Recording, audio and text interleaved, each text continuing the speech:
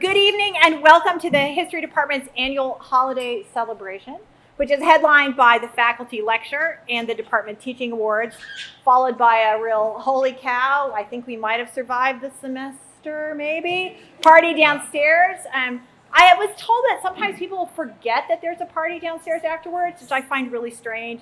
Don't forget about it, please. So,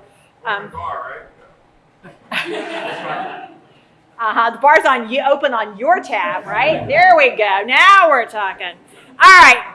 The faculty lecture is a really a special treat for us because we, among the faculty, we know each other as colleagues.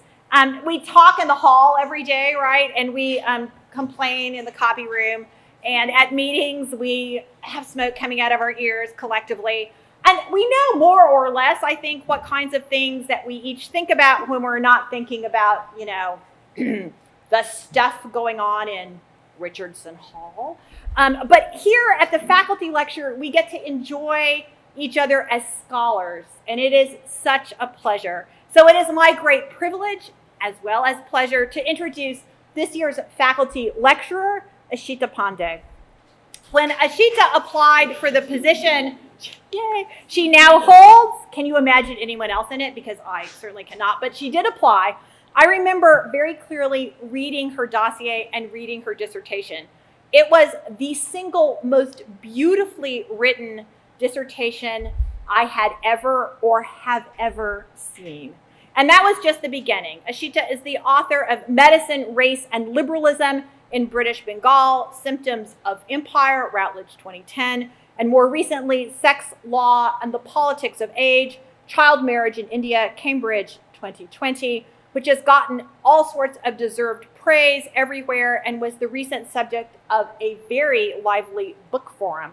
Since then, she's published a number of articles, Sexology's Childhood, Chocolate, The Politics of Age, and the Global Sciences of Homosexuality, Is the History of Childhood Ready for the World in the AHR, Power, Knowledge, and the Epistemic Contract on Age in a forum on age as a category of analysis, also in the American Historical Review, and Vernacularizing Justice, Age of Consent, and a Legal History of the British Empire in Law and History Review. Since 2021, she has steered the Journal of the History of Sexuality. Shout out also to Stephen Maynard, who is in charge of book reviews. It's a Queen's History production. Ishita always asks big questions while using details to find answers. She reads sideways to our great benefit. And tonight she turns her gaze to sexology and the archives with a talk entitled From the Shadow Archives of Global Sexology. Ishita.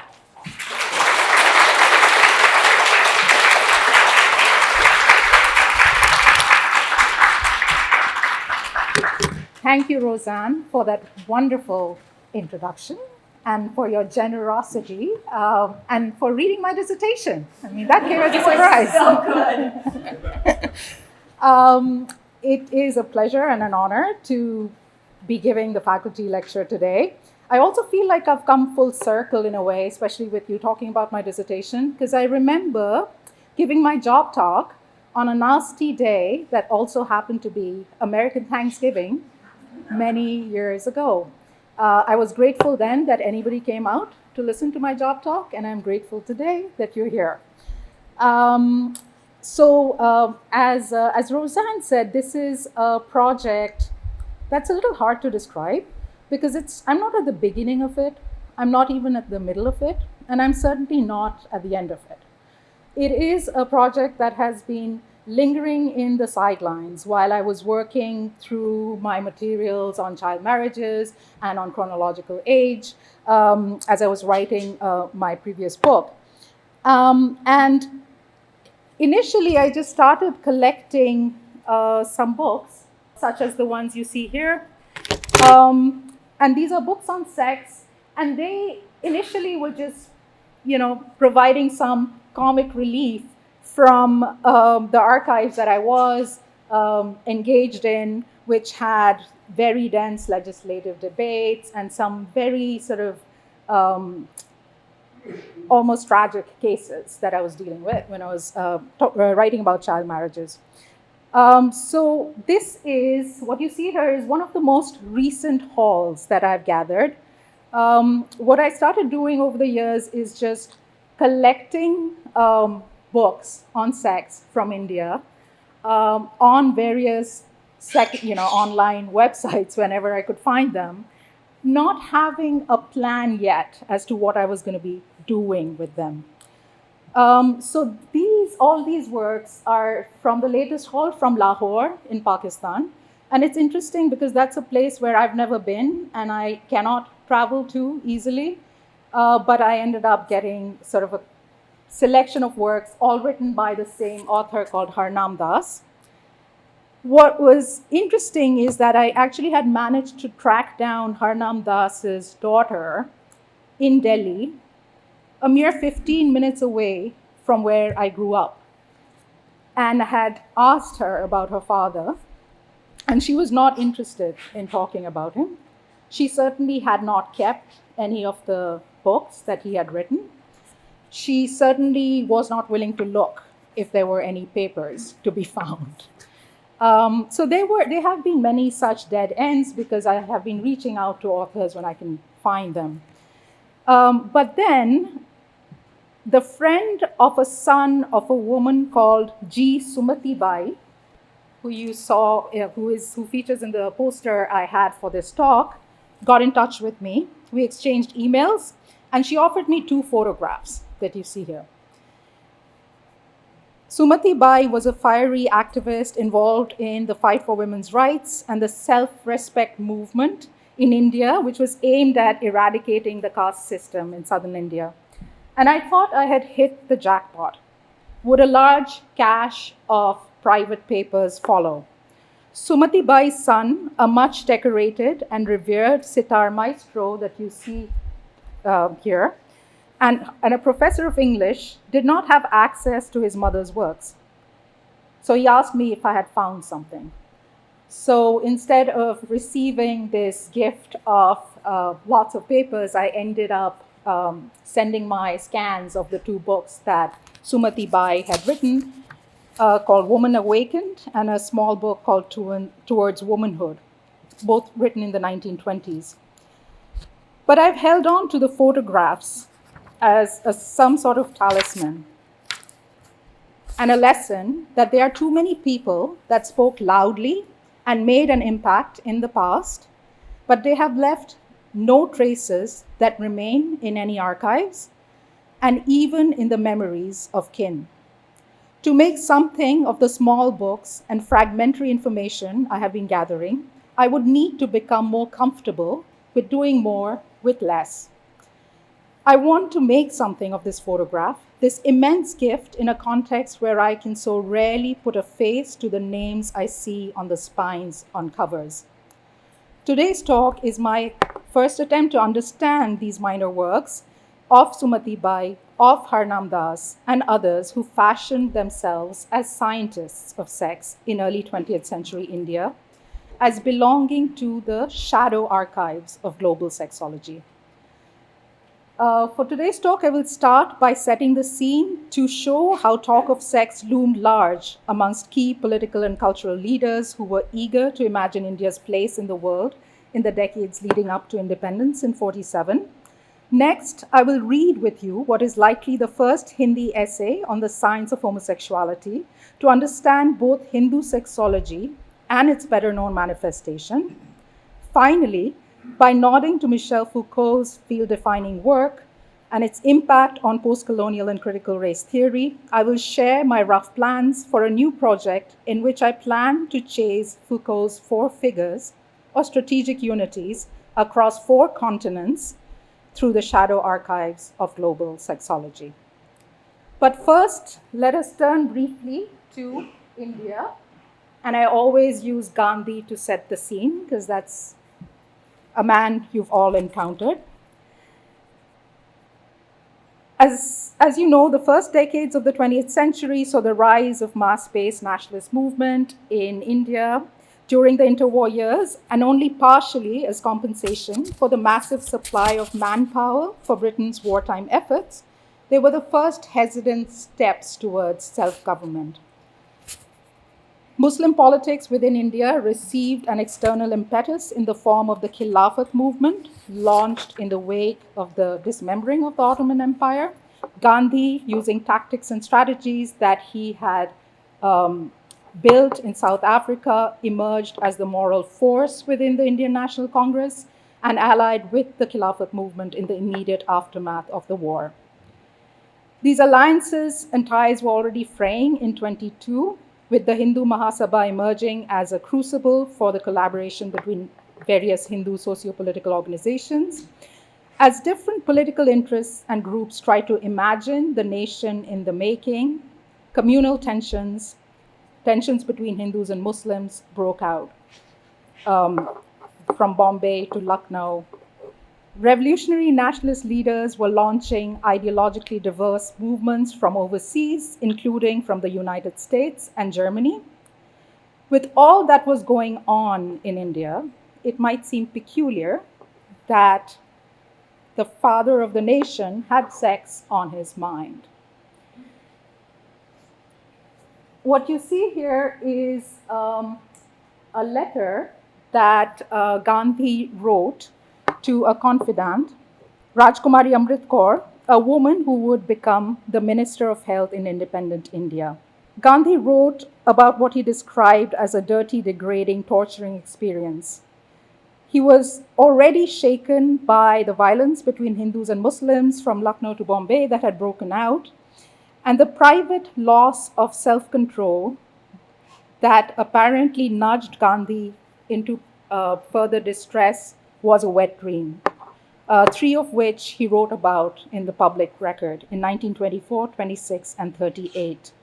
And he considered these a blot on the vow of celibacy he had taken in South Africa in 1906. As he explained in 1947 in this letter to Rajkumari Amrit Kaur, he had lost his faith in his capacity for non-violent struggle. The path to Swarajya, or self-rule, in both the intimate and the political senses. As he put it, only such a man who has self-control sufficient to guard against unconscious emissions was capable of non-violent politics, or ahimsa. And while historians tend to trace Gandhi's obsessive focus on sexuality and to brahmacharya, usually to Hindu ethics, especially the doctrine of brahmacharya, which is a form of spiritual discipline that included celibacy, Gandhi's philosophy of brahmacharya itself was reformulated at this time with reference to the new sexual sciences. Gandhi wrote of his familiarity with Havelock Ellis, the patriarch of British sexology, and called him a thinker of eminence, integrity, and excellence. In December 1935, he debated the New York-based American birth control activist Margaret Sanger and said he found contraceptive technologies to be an assault on the ethics of self-restraint. Nehru, who would be India's first prime minister, found Gandhi's position on birth control, on celibacy, on sexuality rather tiresome and described it as paranoid and a reaction from the deluge of literature on sexology that is descending on us these days. With Nehru, while Nehru was right about the literature that was, the prolific literature, which is my source base, Gandhi was not paranoid. He understood sex to be a means to intimate and political power, and it seems like there was no sexual scandal that was beneath his attention.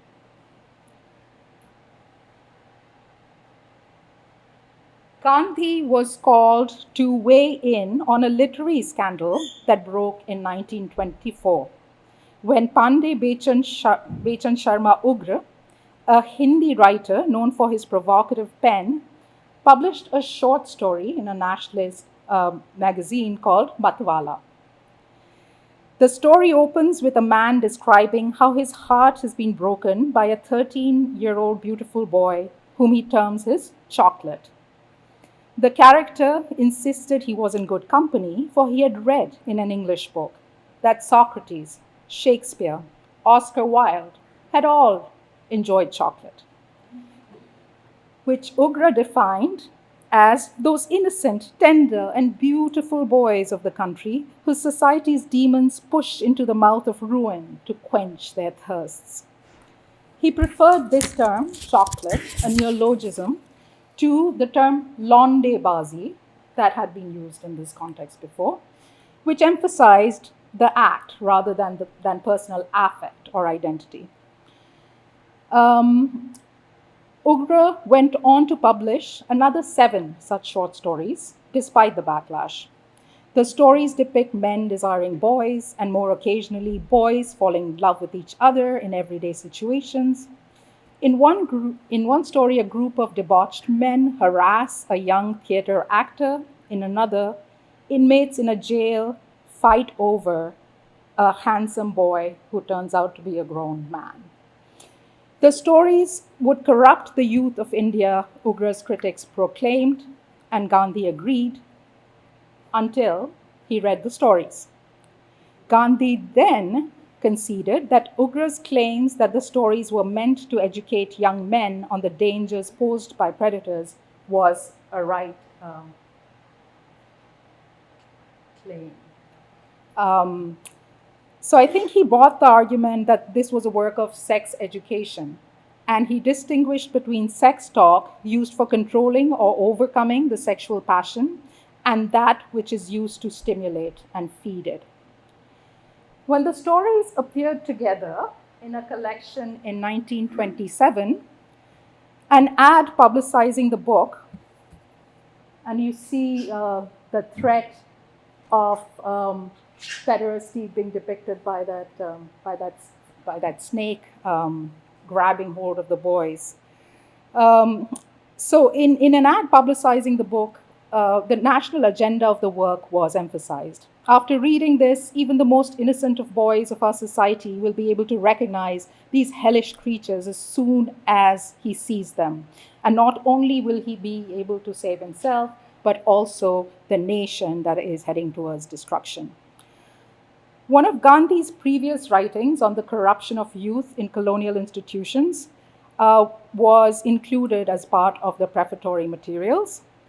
More importantly, the stories were now framed under the sign of science. The historian Gyan Prakash has traced the ways in which colonial ideology invested power in the very sign of science. No matter the explanatory value or practical utility of a body of work, its mere framing as science is invested with prestige, he writes, and power. If the colonial state used science to control, classify, and coerce colonized bodies, Indian elites appropriated the sign of power and repositioned it as a nationalist project. The scientific frame for these set of stories was provided by an essay by a Hindi writer and critic, Ramnath Lal Suman, who believed Ugra was drawing attention to a social problem that was, and I quote him, more important than untouchability, the oppression of widows, or even Hindu-Muslim conflicts, since it pervaded all castes, communities, and religions. For the 1927 edition, Suman supplied an essay entitled A Prakritik Vyabhichar Ka Vaigyanik Vivechan, a scientific discussion of unnatural fornication. At 41 pages, this was the longest of the prefatory materials that accompanied the stories. The claim to science was buttressed by hefty notes and a lengthy list of references to a range of theories that range from various disciplines, from ethnohistory to psychology.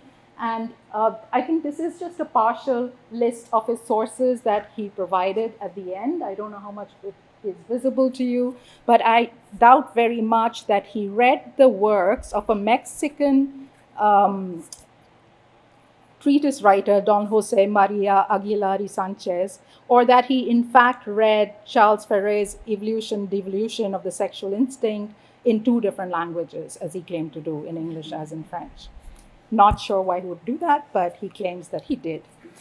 So Suman's scientific discussion is mentioned only in passing in a couple of scholarly works on the short stories.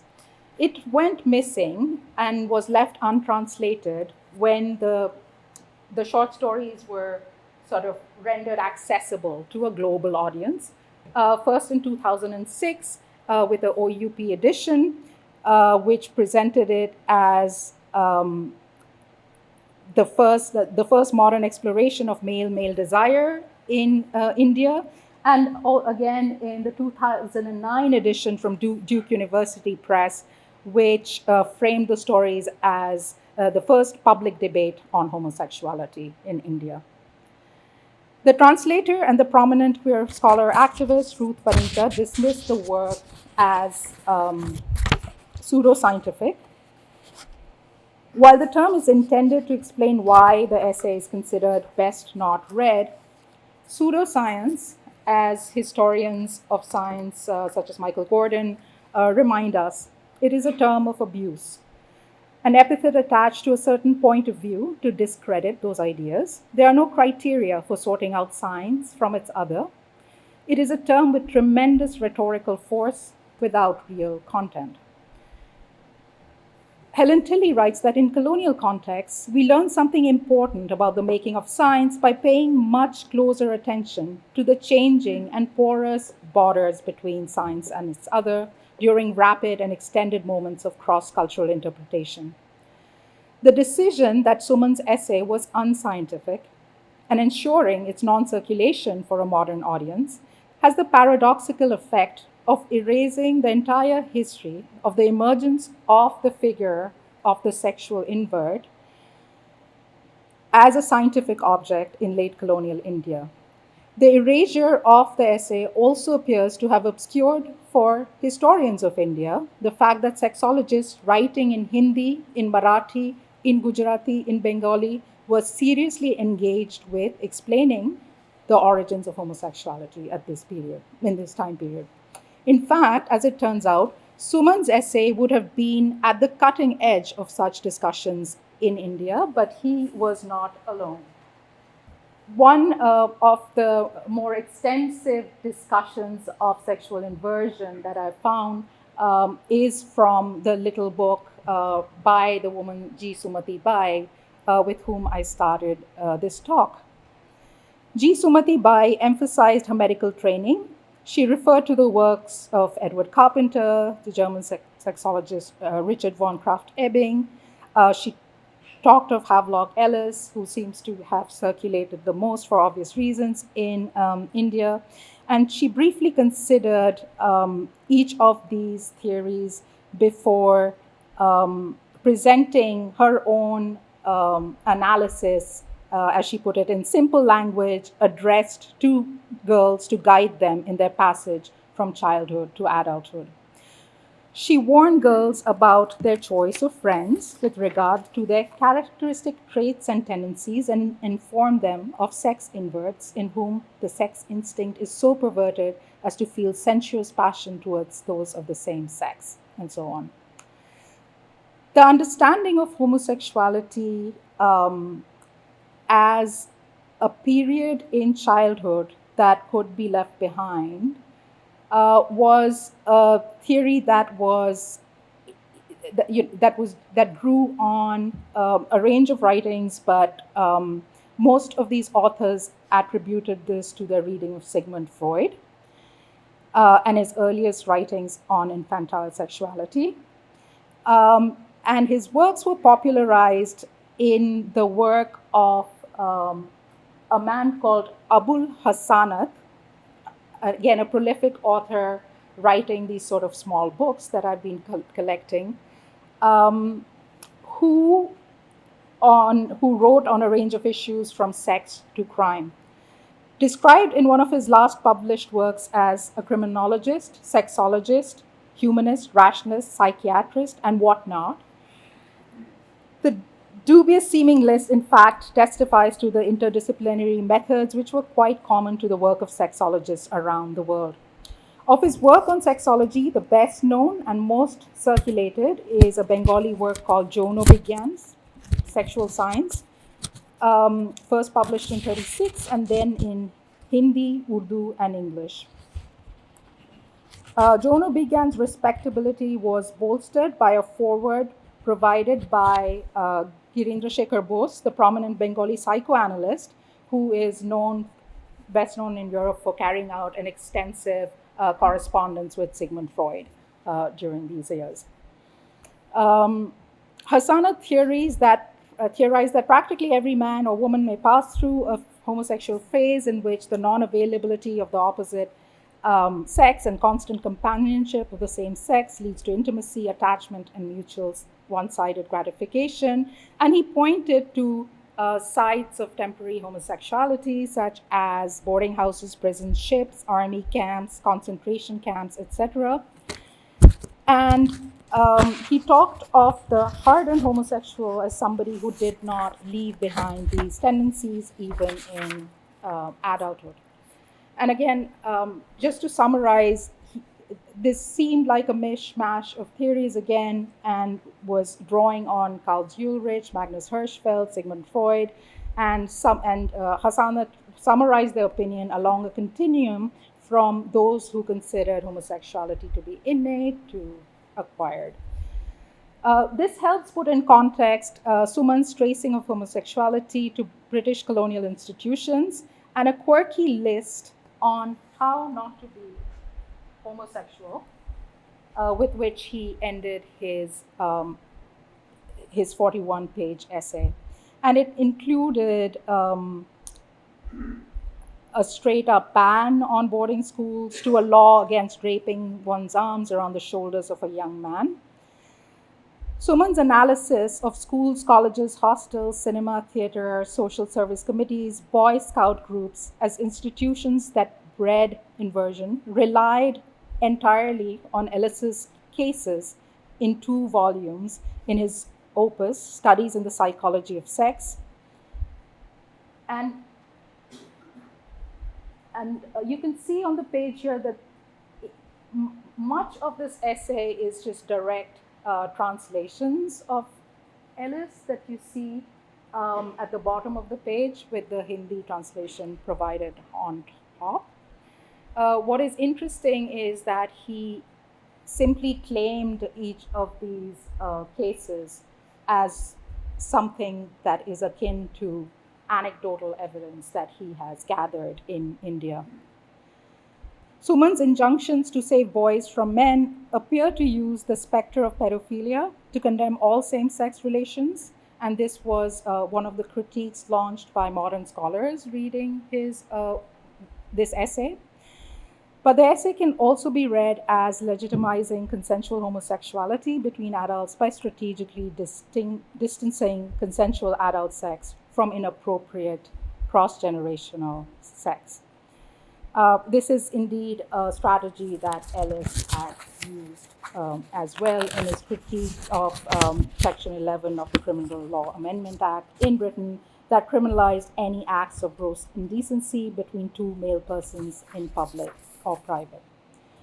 Okay, so far I have followed a very common script in the history of sexology written after a global turn by reading Suman's essay as well as the work of Sumati Bai and Hassanat is consistent with the attention to linguistic and cultural translation and the circulation of key texts from Europe to the rest of the world. In this schema of globality understood as translation and diffusion, scholars trace how a familiar cast of characters were read around the world, or they trace the travels of canonical figures around the globe. This is a use of global as descriptor, which remains common in the global history of sexology. And this tells us that texts moved and people traveled. What do we do with that? At a turning point in the essay, Suman shifts gears and turns to the North Indian context to suggest that it is very nearly impossible to understand how the practice of sodomy had arrived in India, but he proceeds with a very precise hypothesis. He informs the reader that the practice had been common in ancient Greece and had traveled to India from Arabia by way of Persia and Turkey.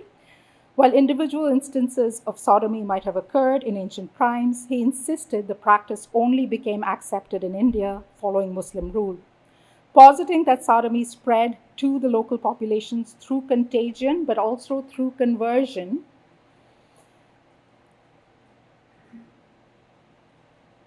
He names a Muslim propagandist who promises converts access to a heaven full of chocolate. Suman's pinpointing of Islamic cultural sources as a source of pederasty by contagion might appear to be a local perversion of global sexology or a political twist to the sexual sciences, but his theories basically had been long discussed and circulated well beyond India. Um, the most well known of these is the Victorian adventurer and Orientalist Richard Burton's, who does not appear amongst the sources that he refers to, but Suman's theory clearly mirrors Burton's theory of the satatic zone, which proposed that there were certain fixed geographic zones where people were inclined towards sodomy. Burton had also pronounced that Hindus steered clear of the act, while sodomy was rampant amongst the manlier Sikhs and Muslims of the north.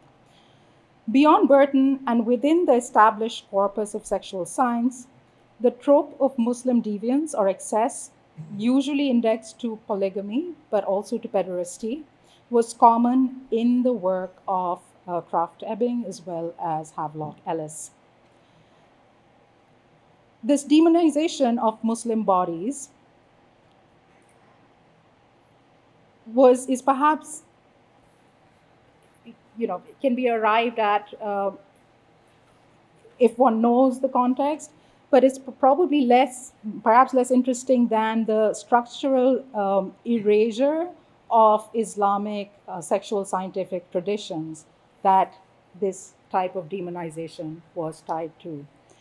Both in European and Hindu sexology, Islamic ilm al-ba traditions in the production of knowledge about sex were completely written out. And the reason why I had drawn attention to Abul Hasanat, who was the guy who was a rationalist, sexologist, psychiatrist, and whatnot, is because the Hindu sexology as a concept is not a sociological concept that only attaches to Hindus. Only Hindus are practicing Hindu sexology, but it becomes a way of framing knowledge. And even when people who are Muslim are writing these books, they are repeating some of these tropes that have become commonplace. So Suman's theory was thus consistent with a type of Hindu sexology which relied on a two-way translation whereby the burgeoning European science was rendered authentically Hindu and Vedic. This rooting of sexology in India buttressed high caste Hindu claims on the national platform and rationalized its gender, caste, and communal hierarchies as timeless, authentic, and based upon a secular science.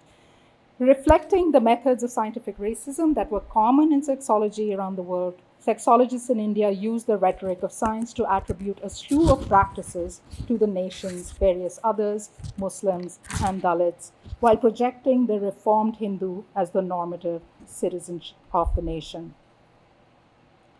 Outside India, the very idea of Hindu sexology served the new science in its global career by giving it a backstory, a global antiquity. Havelock Ellis stated of Indian erotica that nowhere else have the anatomical and physiological characteristics of women been studied with such minute and enduring reverence. Magnus Hirschfeld proclaimed that in India already 2,300 years ago there existed a real science of sex. Here, a reading of this traffic of ideas and strategies between the East and the West lends itself to another model in the global history of science and sexology, an understanding of scientific knowledge as hybrid, as entangled, and as braided. By conceptualizing Hindu sexology as the shadow archives of global sexology, I hope to sidestep the recurring debates about original and copies, even hybridity and translation, The history of sexology as written for India so far has cast India and the post-colonial world at large as what Homi Bhabha describes as the tethered shadow of deferral and displacement. To use the shadow archives is to not indicate a belated emergence or a place hidden from view. It allows us to imagine the strange formation of Hindu sexology as something present at the moment of the birth of what we now understand to be the canonical works of sexual science. Taking the global not as a description but as a problem with it, but as a category of analysis with its own limitations, a question rather than an answer, a point of departure, not of arrival. The shadow archives showcase the epistemic and structural inequalities embedded in the making of the global knowledge of sexuality. But the aim is not to decenter sexology's conventional archive, the cache of published, unpublished, oral, and material sources that are housed in repositories, mostly in Europe and the United States, but to trace the processes of minoritization that have rendered some texts unworthy of scrutiny, leading to an incomplete global corpus, but also to understand that the methodology of minoritization is not is not confined to the realm of the West or Europe and so on. And this is the globality and the history of power that one can glean when one turns to Hindu sexology and leaves behind questions of translation, diffusion, and so on. I am not undertaking this exercise to unearth a neglected canon, to resurrect marginalized local typologies, to retrieve a new cast of characters, because the shadow is always tethered to the object under scrutiny. It sometimes comes to view before its unspectral other, and at other times, its appearance is deferred depending on the vantage point of the viewer. It is neither purer nor is it more contaminated because of its context. We know these works were there when the whole business of sexology began, and hence that's the reason to take a closer look. Hindu sexology, it quickly becomes clear, was global in its ambition from the very start. In fact, the term Hindu sexology, which I'm using as a critical term today, was as a description by sexologists themselves, was happened for the first time not in India but elsewhere. In K.D. Shastri's Hindu Sexology in Spiritual Development, 1917, it was a text published in Minneapolis in 1917 when the author was active in the United States as a member of the India Home Rule League of America, and it was published by the Indo-Aryan Press. The Indo-Aryan theory, as I'm sure most of you know, not only traced the common philological roots of the Indo-Aryan languages, but also made claims about the common racial origins of high caste Vedic Hindus and the whitest of Europeans. In this tract, one of several he authored, Shastri represented the discussions of the ideal fourfold life stages of the upper caste Hindu man as preempting contemporary works of sexual and marital hygiene. While he attached this tract to an anti-colonial agenda, and he even forged certain radical solidarities, as witnessed the brief correspondence he had with Du Bois, it enabled the formulation of Indian nationalism in terms of its Aryan and high caste Hindu supremacy. The effects of this genealogy are all too visible in India today. And I won't launch into a diatribe against Modi because that would take all day and all night. But I will say that Modi continues to cast his vilification of Muslims under the sign of sexual science, and the trope of the polygamous Muslims appears very frequently in his speeches. This strand was even more pronounced in another work called The Sexology of the Hindus, written by Chandra Chakrabarti, published sometime in the 1920s, which informed the readers that the 4 types of men of the Kama Sutra, which was based on the size of the lingam, and I'll let you guess what the lingam is, and the classification of men into the horseman, the hareman, etc., corresponded to the typology of modern scientific racism. So in his work on Hindu sexology, what we find is a description of Negro, Mongoloid, Aryan, etc. He's sort of magically transformed those old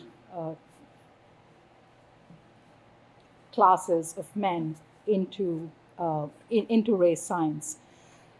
Chandra Chakravarti was tried as part of the Hindu-German conspiracy trials in the United States for attempting to incite rebellion in India with German funds on US soil.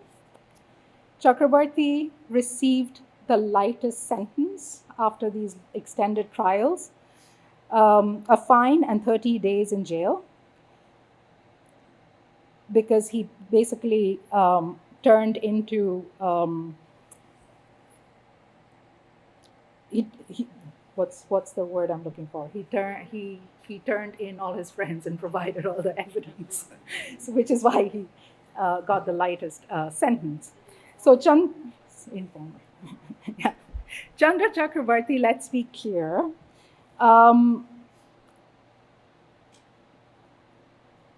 even though his sexology was ostensibly anti-colonial, his story and retrieving his story is not about the liberatory potential of sexology. It's not about India's original contribution to sexology. And it's more about the dangerous political entanglements around, sexology's dangerous political entanglements around the globe.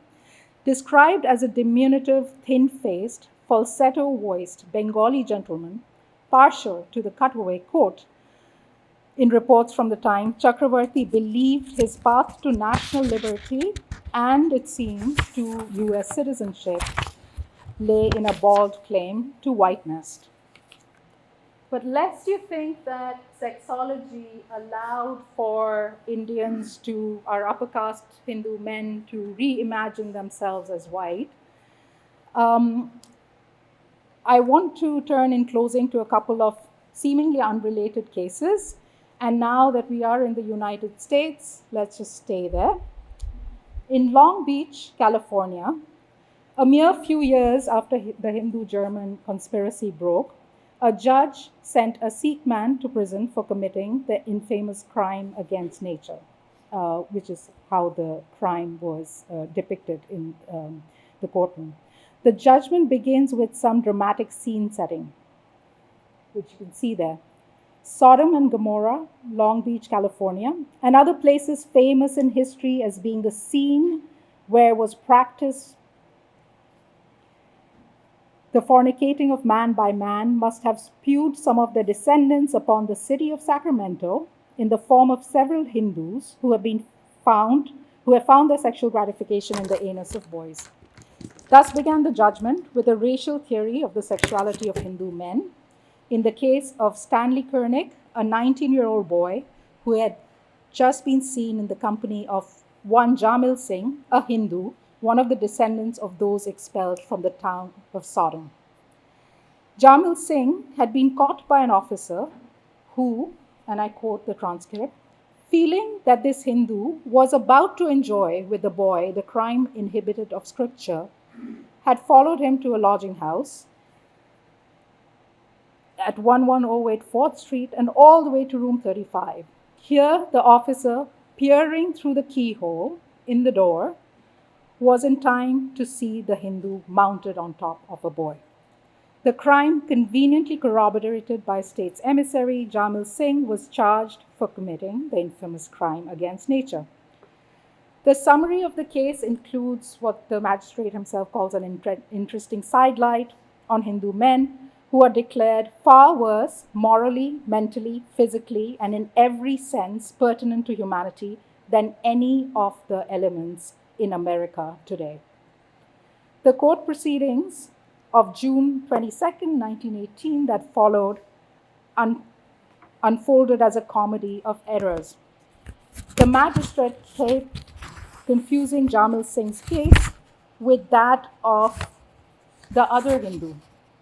The attorney had to explain to the magistrate that the man in his company was not Jamil Singh at all, but another Hindu. The other Hindu, a man called Tara Singh, had been accused of the same crime, having sodomized Hector McInnes, described in the transcript as, quote, an Indian boy who had made himself a sort of punk or male prostitute for denizens of the lower ends of town of the Hindu race. When it was cleared up that Jamil and Tara Singh were not, in fact, one and the same Hindu, they were not even Hindu, they were Sikh, but that's another story. The magistrate wondered if they had been charged jointly. When Tara Singh's case was heard, the court officials brought out the wrong boy, Stanley Kernick, the 19-year-old boy who had been found with Jamil Singh. Tara Singh was described as one of the many Hindus that frequent the lower part of town, most of whom are sodomites. The Hindu and the other Hindu could simply stand for one another, and indeed, they did come to stand for the Hindu sodomite as such. So I do not have time at all to read these cases at greater length today, but I will add that if we were to head north to Vancouver, we will find at the same time a similar story repeating itself. And I will just cite the work of Gordon Brent Ingram from 2003, who has tabulated the disproportionate number of cases of Sikh men being picked up for the crime of consensual homosexuality in the first decades of the 20th century. And this has been, and the story of sort of the mind-boggling cycle of entrapment by which these Hindu sodomites were found is nicely captured in a short film from 2008 called Rex versus Singh. It would appear that the Hindu sodomite was a recurring figure in anti-immigrant rhetoric in North America during this decade, as categories of ethnicity and race were being harnessed to new categories such as degeneracy and normality, as Nayan Shah has written of these cases. These social histories of public sex and immigration can be usefully juxtaposed with an intellectual history of the figure of the Hindu sodomite via the shadow archives. In 1919, the Vancouver Sun carried a letter from the Canadian Army Lieutenant Colonel Charles Flick. Writing from Karachi in 1919, Flick recalled that in his work with the Euphrates defenses, he had convened court-martials on several Indian soldiers, and each and every court-martial had been convinced on the ground of sodomy, either with man or beast. He warned that if it is to men of this perverted nature that Canada wishes to open her western door, he warned that were Sikhs or Hindus allowed free access into Western Canada, there would arise in cities like Vancouver and Victoria native quarters that for filth and bestiality would put the worst slums of Chinatown to the shade. This political commentary is haunted by Richard Burton's military sexology and the descriptions of Charles Napier's discovery of rampant sodomy in the Karachi region in Pakistan after he conquered Sindh in 1943. These trade cases place sexuality in the history of the colonial modern state, which has as one of its defining elements the authority to control movement and migration. In her work on the colonial genealogy of the modern state, Radhika Mongia suggests that colonial hauntings are no mere metaphor. Colonial dimensions are embedded in modern state forms globally. If a chief characteristic of colonial rule is a set of legal differentiations that demarcate the distinction between the colonizer and the colonized and entail differential entitlements, differential treatment of different subjects, then today all states embody a historically produced colonial dimension with the citizen-migrant distinction as one of the primary axes of this differentiation. Building from this insight, my project, the future project, will be concerned with demonstrating how sex as an object of knowledge, sexology, has been deployed to regulate the movement of bodies, sort citizens from aliens on a global scale. By rerouting the generation of epistemic categories with a story about the deployment of these categories in the regulation of bodies, I return to the foundational insights from the history of sexuality. This is not a place to do a quick recap of Foucault, and I wouldn't dare in front of Stephen Maynard. But suffice it to say, I'll just remind you that Foucault was not interested in the history of sexuality for its own sake, but in how sexuality entangled itself in the technologies of life, in modern forms of power. His discussion of the four figures and the strategies of sexuality, the hysterical woman, the masturbating child, the perverse adult, and the Malthusian couple, have provided a template for the global history of sexuality. Instead of using colonialism as a backdrop for the reconstruction of the European bourgeois self, as some scholars have done, and I think to an extent, and Laura Stoller's work also does that, I want to center the bodies marked by restriction of movement.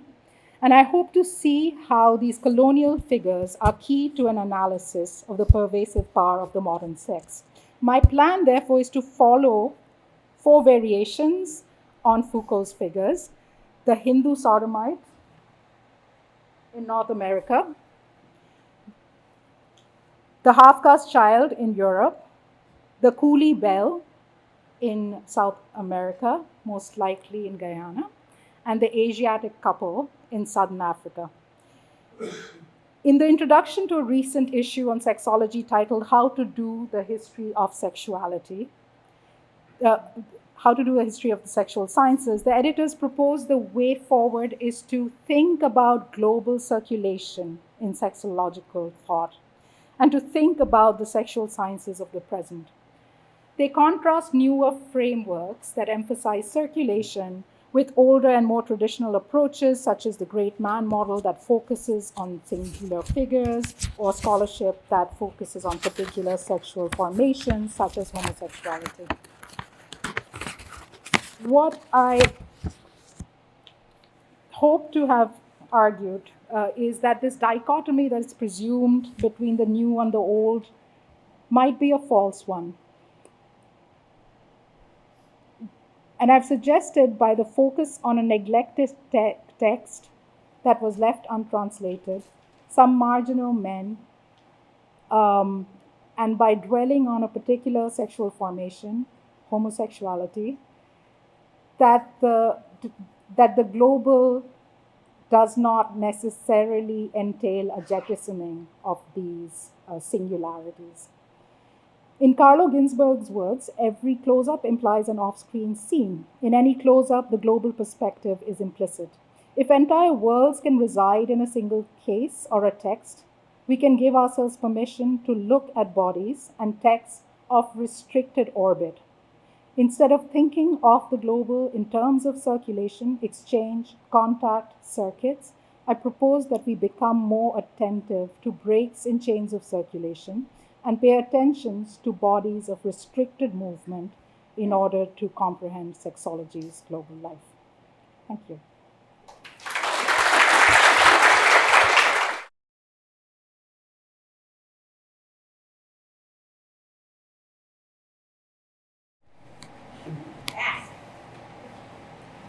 Thank you so much for this, Ishita. I have two parts to the question. The first is the affect of chocolate that was very interesting. I'm also thinking, and I know for sure, Chopra is the author and similar Yeah. There is nothing here that's affect to because the art that you talk about. I know it's not much you will know more about that. And the second part was, this is, I mean, good and bad, but I was thinking of how literary production of these sex books and manuals, which the eugenic society is also producing, all these books. And the idea that Kama Sutra, Kota Shastra, all that is scientific and yet erotic. But there is a literary difference between what is being sold as erotica and the eugenic societies where we are not like them. Is there a point where we make a very proper distinction? Because Kama Sutra, the moment you call it scientific, is also the erotic part. Do you understand that sort of difference of literary production that you do? Because it's very clear in Bengal you have that whole what Kala Shankar is also. It's called the naughty books. But that the difference between this, and especially when you talked about the first set of books, what I thought of was that some of them would pass off as naughty books as well, in that kind of. So I'm very interested in that division. Yeah. Thank you, Aditi. Great question. These were naughty books. These are naughty books. But if you look inside them, increasingly in the 20s and 30s, they would reinvent these naughty books as scientific texts. And I think the most sort of clear example of that, which I didn't go into, is this book called Shopnodosh, which literally means wet dreams, which was, by the time the second edition comes out, and you see the cover there, it's called Shopnodosh Vigyan, the science of wet dreams. So so I'm kind of interested in what the work of claiming that these works are science or scientific are doing, and I think I mean within the history of sexology itself, sexologists are completely caught up in their own time in these sort of boundary disputes, right? Where certain works cannot circulate because they are simply read as dirty books, but in order to distinguish themselves from these other dirty books, which they're very happy to help you identify, a lot of these works are getting reinvented under the sign of science. But your question is about what happens to these other. It depends on the book, but I think the trend that I am interested in, and that is, I think, a trend that can be identified as common to a lot of these works, is this return to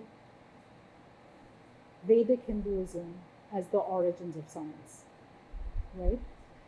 And translating erotica as though it is science. And I think what I was trying to trace also is what is at stake for global sexology by granting them these Hindu sexologists that claim to scientificity. And what is at stake is the availability of an ancient past, evidence of universality of sexology, which is a new science in the late 19th, early 20th century. What is the work that it's doing for these Hindu sexologists? I hope I was clearer on that, and it's a certain quite violent imagining of the nation as foundationally Hindu.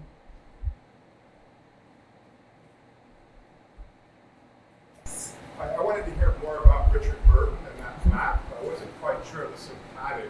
There was a few years ago, there was a kind of, I remember I read a biography of him, and it said something about that he had translated, was it the Kama Sutra or other kinds of erotic poetry, and that he was fine with it, but when he died, his wife immediately burned it. Was it that the Kama Sutra? That the map. What did he mean by subcontinent? Because I thought he was. Yeah. So this is I didn't go into details of Richard Burton, and I think this is kind of the problem. I think I feel like nobody knows the Sumati Bais and the other people, and I don't provide any context on what this is even coming from. So the sotatic zone is the theory of the sotatic zone is generated by Richard Burton in response, supposedly, to the colonial request after the conquest of Sindh, which I talked about in the end, about the horrific prevalence of sodomy in northern parts of India. And he goes undercover, which is the story you're referring to, right? And he goes to all these brothels where you find not women, but boys. And so the story goes. He sort of pursued this as an official assignment given to him by the colonial state, but it turns out that he's also discredited for carrying out these sort of ethnographic experiments where he's the participant observer, so to speak. So he becomes discredited for that reason with this theory. There was sodomy in England and France. Is that what this map means? Southern France. So he draws a distinction also between the geographic zones where sodomy has been rampant and present in sort of in historic geographic time. And then he writes about cities where the vice becomes present because of sort of civilizational degeneration, contamination, etc. Thank you. So, thanks, Ishita, for this topic. I'm having trouble coming to grips with the fact that every time I think about one of your projects, or this one of your projects, I'm blown away by your historical imagination, by the theoretical reach of this lab. My question is, I know you're trying to reclaim the sexology or resuscitate, but I am curious about whether they conducted their own case studies in the ways that, like, the European sexologists base their work on case study approaches. So I'm wondering, is that a way of thinking about translation in a different way? Were local case studies being contributed to those sexological texts? One other question. Mm-hmm. You were trying to show rights versus sin in class to undergrads. I'm not always been a disaster. Do you have any tips? No. Don't do it.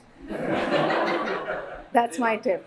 I did it. I actually had Ali Kazimi come to my class. Even that didn't help because it just they don't know what to do with it. I showed it and I gave them bits of the transcript. They still didn't know what I was trying to get at. So I have no tips for you, but. As to your question, yes, I could have written an entirely different talk, especially about Abul Hasanat, who was described as the sexologist, criminologist, etc. He was actually a practicing sexologist. He did, even though he did not have a medical degree, but he managed to practice sexology. I don't know what it means to be honest, to practice sexology, but what I do know is that he writes of his own patients. He writes about people who consult him. He writes about them as their case studies. In his books, we can find questionnaires that he prepares to gather information on the general population that he is able to get responses to. And he has reproduced some of the more what he finds the more interesting responses in some of his published books in the 40s and 50s. So he is definitely building a cache of his own cases from whom to generalize and to theorize. Harnam Das, who wrote in Hindi, and there's an entire hierarchy of works where the English language works of sexual science seem to have gathered greater prestige for obvious reasons. In the 20th century, English emerges as the language of science elsewhere as well. So it's not a story that's only about India. By writing in English, you are automatically staking a claim to science, especially in this context. But Harnam Das, who wrote in Hindi and Punjabi, also. Oh, and he was the person who was 15 minutes away from my home. I couldn't have visited him because he was long gone by then, but he was a practicing sexologist. He wrote about his cases, but he never provides specifics. So unlike Abul Hasanat, we can't find individual cases, but sort of collective anecdotes that he generates from the patients that he's encountered. He claims that people were writing to him definitely from Canada and the US, as well as some other parts of the world. I have no access to any information that would allow me to confirm or to reject that claim. But he was using these letters as his case studies as well. Did I answer the question? And I am actually curious. I mean, and when I said I'm neither at the beginning nor the middle of this project, it is that I think there's many strands that I could be pursuing. I think that there is room for a history of sexology for India to be written in a fairly straightforward fashion, as we've seen written for many other parts of the world. But I think what I was also expressing is some of my frustration with what would that do, right? And I think I'm trying to figure this out. And I think also my plan with the 4 figures is a little bit probably too ambitious. I do have some leads, I do have sources, and I have also to tell myself that doing more with less is that aspect of the project is also going to have to be, because I am so far identifying cases from the secondary literature and then doing something, hoping to do something with it that wasn't originally there. Ariane. Thank you so much for the lecture. And we sparked a lot of different questions. But what I'm thinking also about is just this notion of shadow archive in the background. And given that it's India, given that there's multiple religious traditions coexisting at the same time, given that there are Persian language as well as Foucault, as well as Hindi. I'm just wondering, and that many people were educated, especially in Persian. I'm wondering whether you see any echoes of, for example, Sufism, classical Sufi poetry, which always refers to the lover and given the fact that in Farsi, you have a pronoun that's gender neutral and is assumed to be a young woman, a no house, with just a new beard, so you know it's whether that's also is maybe perhaps a kind of rupture that's going on both in the education system and in the sort of overarching cultural multicultural milieu that was a kind of shifting as the British were doing it. So just wondering whether that shows up in this mix. Absolutely. So I just drew up. I just went back to this. Yeah. And this is not from India, but it actually circulates in India now as this is Mahmud and Mahmud of Ghazni and his slave Ayaz, and the love story between them is read as one of the, and stories such as this one, the tradition of the ghazal, the tradition of Urdu poetry, Persian poetry. It is seen as it is also attached, that whole literary sort of milieu is also attached to arguments about the openness, the sexual openness of India prior to colonial rule. Is that what you? Yeah, but I'm wondering the projection on India. And one other small question: have you considered using postcards? Because there's a wonderful book by Monica Bula called The Colonial Era. Because there you get the interface between the popular level, between two popular cultures. Sorry, I do want to go back to your question about other languages. Yeah. A lot of these people are actually working in various different languages. Some of the works of Hindu sexology are being published in Hindu as well as Urdu, especially by Harnam Das. Harnam Das is, the next step for me would be to see if he's making modifications to his very clearly overt Hindu fundamental. Not all of these claims are overt. It's just taken for granted that some of these enlightened traditions came from Hinduism. So it would be interesting to see if he thinks of his Hindi and Urdu audiences as different, which they're not, but they come to be seen as different demographies, right? When you're writing in Urdu, you're writing for Muslims and so on. So that would be an interesting thing to do. But there is no, and I said, it's, as I said, Hindu sexology is a formation that's not only about Hindus writing in Hindi or going back to Sanskrit.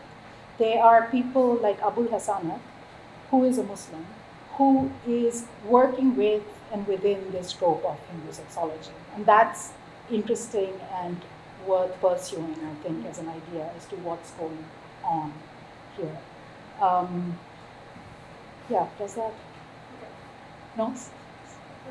That's what, I realize there's these different sort of links, and I can imagine in this period in the early 20th century that there's more similarities than differences, even though the languages are different. Because of colonialism and because perhaps, especially in this milieu, people do not think of themselves as sort of talking to separate audiences. Yeah. So for the first set of short stories that I was writing about, that is a very mixed milieu. This is not only about, the stories are not only about Hindus. They are about Muslims as well. And hence those stories themselves have been read and interpreted in two different ways. And this is what the person who's translated them into English does, is to talk about this openness, right? That there was an openness to men having sex with men, that colonial homophobia basically puts an end to, right? But there's also a celebration of these older traditions, and I don't know if that's what you are referring to. Thank you. Thank you. This is a wonderful talk. I'm wondering if you could speak.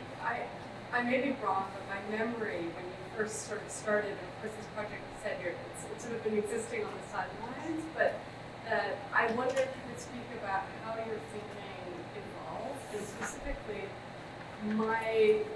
some early conversations in the hallway, how you organized that you did perhaps see yourself writing that history of sexology in South Asia, and were interested in circulation. So I wondered if maybe that's wrong. No, but you're right. Speak about how you came to sort of feel that that was deficient, if it was work on this project, if it was work on other, because this has been in the shadows of your own work, how you came to sort of feel like this project had to be something else? I think the simple question is that if you let a project sit on the sidelines, 3 other people will fill that gap. And that happened. There are 2 excellent dissertations that are trying to do that work. One of them is almost exclusively based on a reading of English language sexology sources, but the other one looks at Hindi, Bangla, Marathi. So they're reading some of these texts. They've done some of this work. One of these is going to be an excellent book very soon. I'm going to Michigan to read this book manuscript and provide commentary, which makes me very happy, but also very sad, because it makes me feel like that was the project I could have done had I kept at it when I first started. But I did set it aside, but that's just the practical question. It's like, yeah, some of those questions that needed to be looked at in terms of who was writing what and who was going where need to be answered. But I think more, I really did get quite tired of the questions we are all collectively asking within the field. I was at a summer school in 2014, I think, like a long time ago. It was on the global history of sexology. And I feel like the questions and answers we were coming up with then, we are still stuck on them. And I think the global turn happened. And I don't think we can keep milking the global turn by doing the same things. Like, I think we need to rethink. I'm talking very narrowly about this field of inquiry. We need to rethink what we are learning. Is it bringing new sources to light, really? If we are still talking about translation, if we are still talking about, let's look at how these key figures were translated. Let us look at how Hindus also made a contribution, and I do some of that. I think so. So I'm still in the middle, right? Like I'm doing some of that work still, but I'm also hoping to break free of asking those questions by reminding myself that history of sexuality is not a history of these texts and what happened to them. It's also not a history of, the medical practice or the sexological practice of certain people. I think it's an interesting story, but it is, I think for me now, it needs to be something else. And to me, it seems like it is about something else. And there's a dialogue to be had with these figures that you encounter in different archives, postcards, legal archives, that seem to reflect and mirror these sort of 4 figures, but in different ways. Oh, sorry, we're done. How much do your scientific sexologists explicitly engage in discussions about national health, national pathology, national strength, national weakness, and sort of dialogue with the whole sort of rise of hygienic masculinity? That's actually a great question, because there is a great diversity. And that's worth noting, right, and acknowledging. There are some sort of more tracts meant for popular audiences that are calling themselves scientific, but those are sort of sex manuals in the more popular usage. And they're talking directly to the readers, and they are obsessed with nationalism, with masculinity, with the future of the Indian nation. And that's the reason for those texts to exist. That's what they claim. Then you do have the work of Sumati Bai, the woman that I wrote about, as well as Abul Hasanat. Again, they happen to be in English language works, and I don't know if that is significant, but might be.